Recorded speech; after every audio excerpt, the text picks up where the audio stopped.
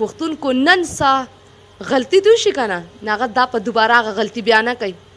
یوه خور را پاسېدلې ده، یوه ناشنا ښځه، یوه ناشنا جنۍ را پاسېدلې ده، په جان حبیب چې کوم الزامات لګوي، یا د هغوی دپاره یو پیغام ورکوي چې یاره تا او سونیا شاه چې کوم دی په خپلو کې څه وکوي. نو راځئ دا په دې ویډیو کې ګورو چې یاره یوه خور دې دواړو له څه پیغام راوړی دی.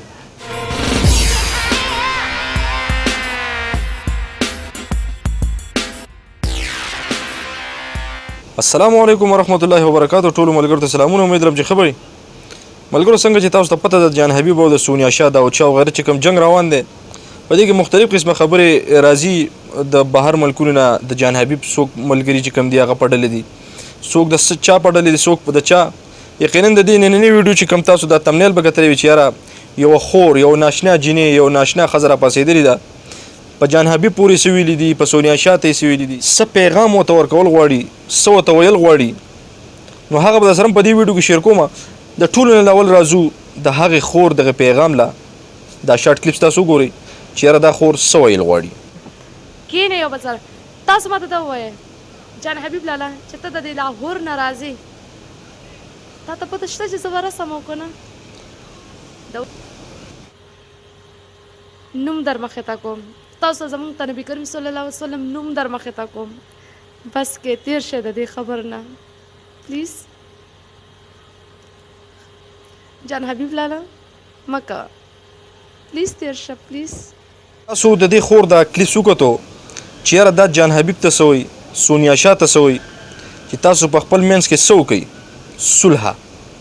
یعنې تاسو په خپل منځ کې چې کوم دی روغ راولئ، تاسو په خپل منځ کې صلح وکئ، روغ وکئ.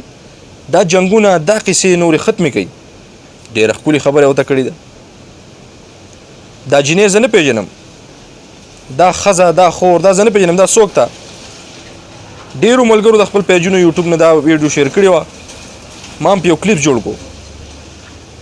خو برای اصلاحي یو ویډیو چې آیا که دا پیغام زمونږ د جان حبیب ته ورسي، سونیا شاه ته ورسي، دا داودشاه پیښوري ته ورسي چې یاره تاسو د خپل کم جنګ چې دی دا پرېږدئ. لکه ما چې څنګه خبره کړې وه چې په 9 دسمبر او 12مه میاشت را روان تقریبا یو څو ورځې پس، 2-3 ورځې پس چې کوم دی داودشاه وایي چې یاره جان حبیب به ګرفتارېږي، او جان حبیب وایي چې زه به راځم پیښور ته، څه اپریشن وغیره دا به کوم. د چا اپریشن به کوي؟ نو هغه دا وایي چې یاره زه به اپریشن کومه د علي شاه د مور د سونیا شاه، او هلته سونیا شاه وایي چې یاره زه به څه کوم، ماله به زما د ویډیو ثبوت راکړي چې په ما باندې دومره غټ الزام ولې لګولی دی. په دغې خبره کې چې څنګه موږ ووایو چې یاره په دغې کې جان حبیب په ناحقه دی، بلکل هغه ویډیو چې کوم هغه د انډیا وه، په دې خبره کې موږ د علي شاه د مور سره ملګري وو.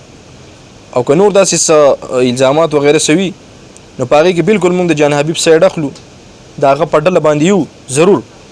د دغې خور دا کلیپ چې تاسو کوم وکتو، زما امید ده چې دا کلیپ چې کوم دی دا به د علي شاه مور هغو به کتلی وي چې یاره مونږ ته یوې خور یا یوې جنۍ مونږ ته څه پیغام راکړو، مونږ ته څه ویل غواړي.